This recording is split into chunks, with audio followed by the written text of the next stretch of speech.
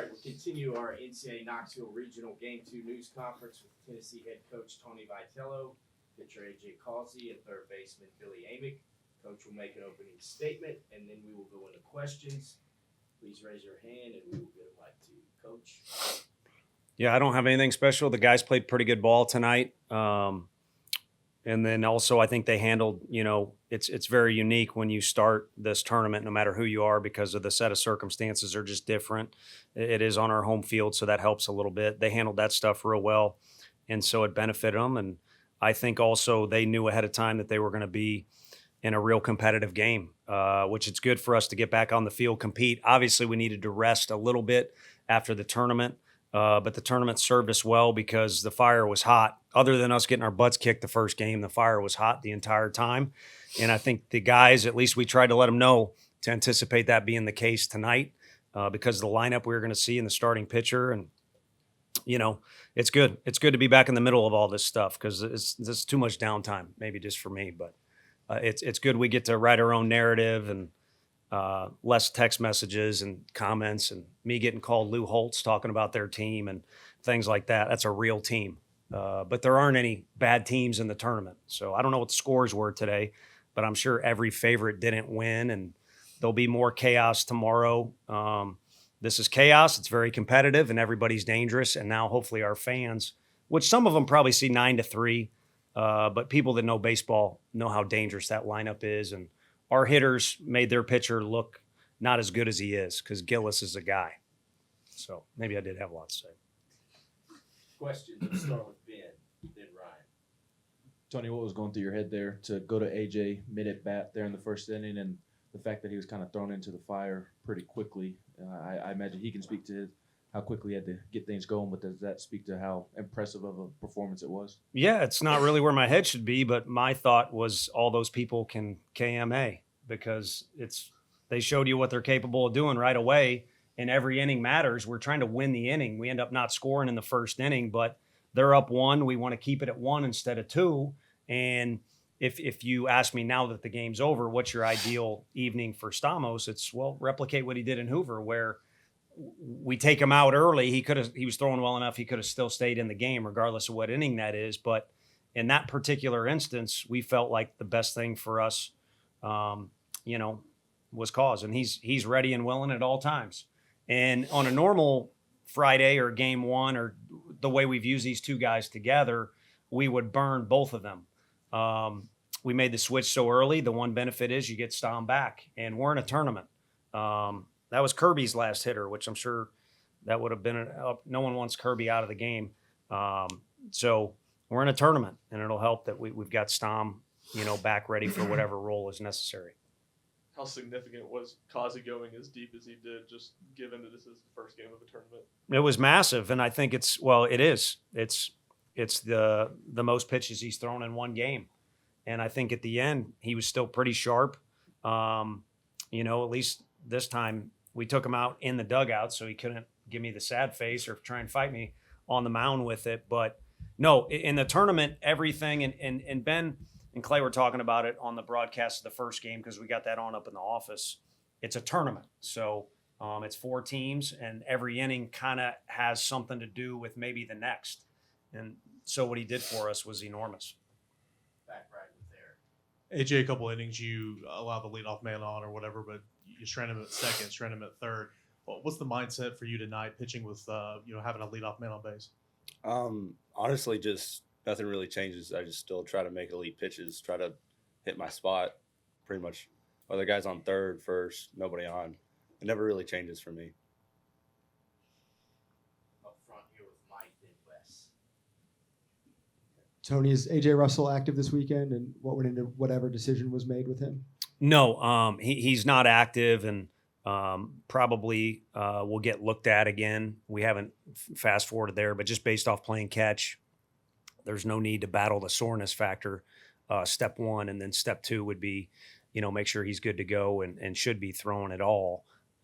So what he did for us on Sunday was great. I think it was obvious, though, with his couple outings he did give us that he hadn't really been what his best version of himself is since Texas Tech. So if anything, I think it alleviates the cloud for these guys too, not just him, but also us, what is, what isn't. So at least we're on one side of the fence or the other, and everyone knows we'd rather be fully on the other, but at least there's some clarity there. So he won't be active. Everything is shut down for the rest of the season. He's going to get looked at, and we'll figure that out. So rest of the season could be tomorrow for everybody. Billy, I guess there's you go out there and play third base in the first inning, and it's not the start y'all want to have, right? There's a leadoff homer, you're down 1-0, but then the way that inning ended, AJ comes in and shuts him down, and it seemed like the crowd it wasn't like a first inning crowd. It felt like it was late in the game. Can that get y'all going a little bit? So I guess that's not what you want, but it can get you going. I mean, we've been in plenty of situations this year where it's not maybe going the way we want it to, or the crowd's not on our side. It doesn't really matter. It doesn't really change our mindset towards the game. Our determination to get things done and just really do our job, whatever it is, whether it's get a guy over, get a guy in, or get a ground ball, whatever it is. We're going to treat it the same no matter what's going on. Billy, after your 3-run bomb in Hoover, Hunter Ensley mentioned that you're just a stud. So eventually it was going to happen. So for you to have that confidence there, the payoff, to finally see the hit show up in the box score and get another, big home run here in this game, kind of where are you confidence-wise and just being able to see it happen again in such a big moment? Yeah, we've all been swinging it well, and like V said, we had a really good approach going into this guy starting today, and he did have good stuff, and I think we did a really good job, and that's what makes us so good, where any guy can get you on any given day. So that's really what I'm most excited about personally, just the way our offense has been the last couple of weeks. Ryan up front and then John in the back. Billy, what's in the bat against Causey like? Not very fun. I think I almost popped my ACL last time I faced him. It was raining and he threw a fastball in. I think I was close to giving out, but no, it's not fun at all. AJ, according to the people who keep stats, I don't know how far it goes back, but it was your first career pickoff at the collegiate level. Is it really? Yeah, I'm asking you. It I'm might going have straight been. to the source. I got to work with Beam this weekend because his pickoff's phenomenal. I was trying to do exactly what he did, and so it was so funny. We were talking in the dugout afterward. I was like, finally, it was awesome. Yeah. Did you have one in high school? Maybe. I don't. But I can't definitely really first remember. in college. Probably my first in college. Yeah. More of a position player in high school. I was more of a position player now. Tony, it looked like, last week in Hoover up until Sunday that Billy was putting barrel on the ball and hitting it hard. The results just kind of weren't there. Last couple of bats, the results have been there. Have you seen any difference in Billy at the plate, or is it just a matter of finding green grass? No, I mean, I think he's at times comically the same guy every single day, for the most part, regardless of what's going on. And I think it took a while for Simo and Blake Burke to get to that point where they were like that as well.